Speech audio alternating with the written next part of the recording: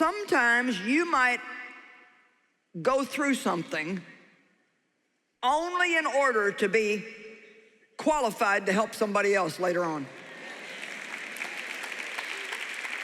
What you're going through has very little, if anything, to do with you.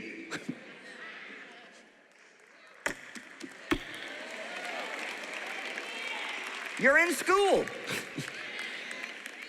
You're getting experience. How much experience do you have? Do you run away from everything that's hard in your life? If you go to a church and you want to be the worship leader and they won't even let you sing in the choir, do you just leave and go to another church?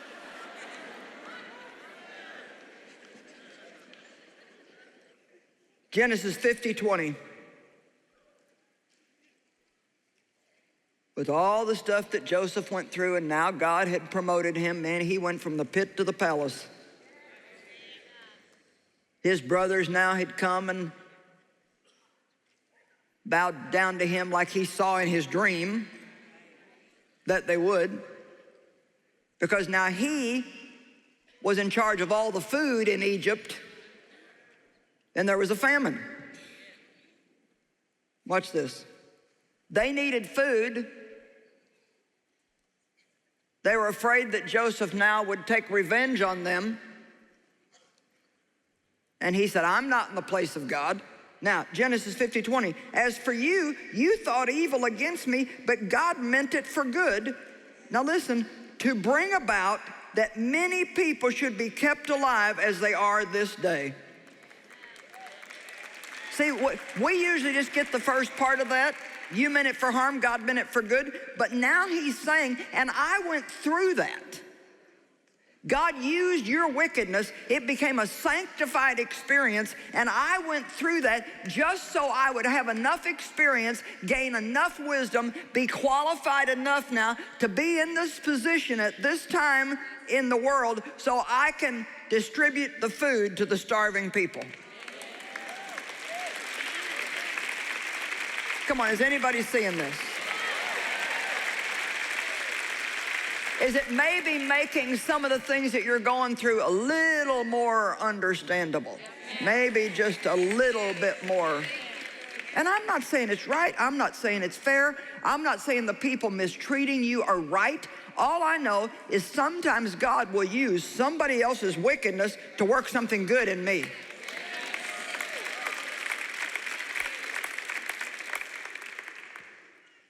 Come on, if you're going to get good at loving people, you got to have somebody to practice on.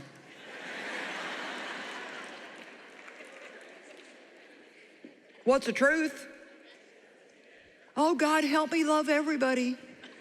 But just don't put anybody around me that's not sweet and nice. Age and experience teach us what's truly important in life. Okay, listen, when I was 36, man, I was new in ministry. I was working at a church then. I was on the staff of this church in St. Louis, and it was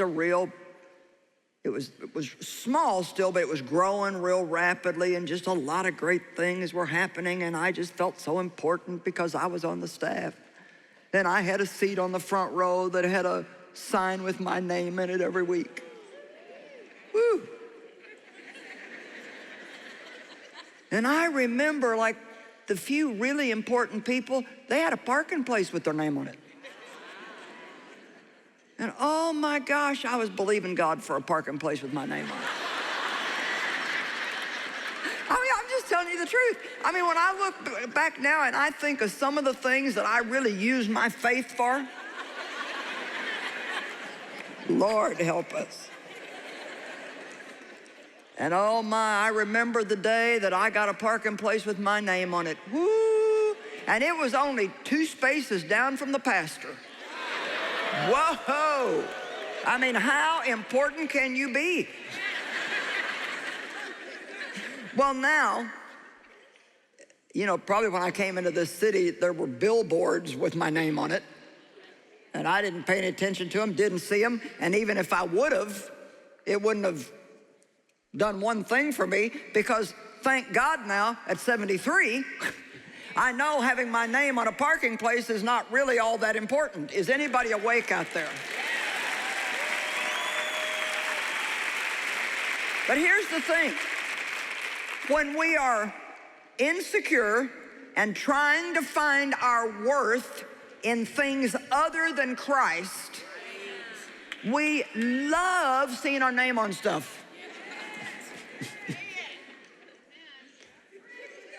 Yeah, I'm trying to, honey, thank you.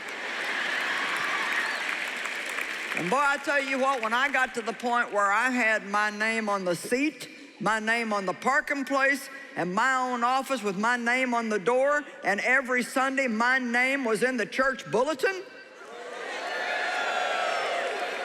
Woo, you just don't know how important I was.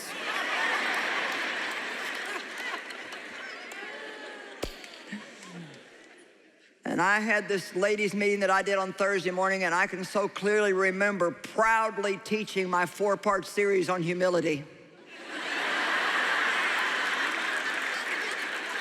Some of these sanctified experiences you're going through,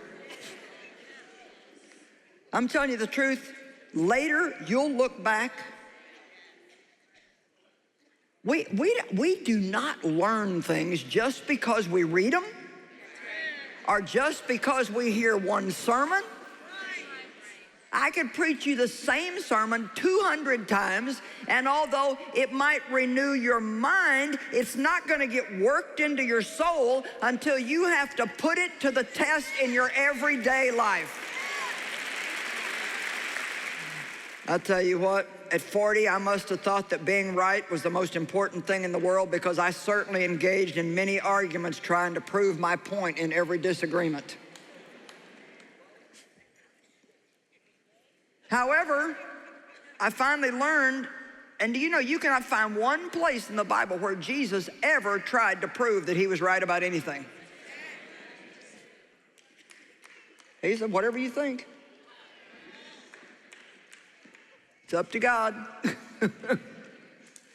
He knows me.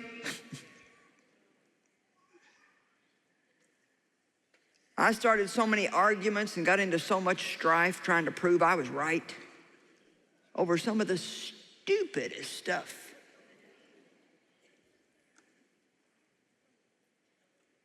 At 45, I thought I knew everything, including what was wrong with everybody else in the world. By 60, I finally realized I really didn't know much at all, and that my opinion about people was not even anything God was interested in.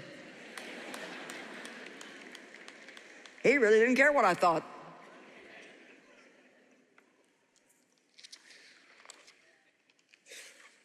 If you're 20, 25, 30, you may think that you know so much, but you give it another 10 or 15 years and you'll find out you don't know hardly anything.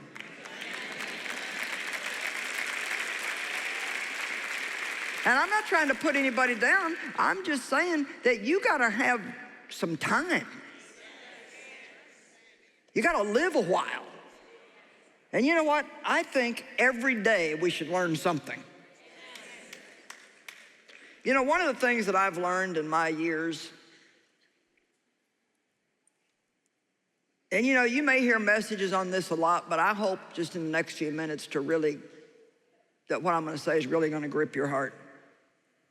I have learned that forgiving people who hurt us is probably the most powerful and most spiritually mature thing that anybody can possibly do.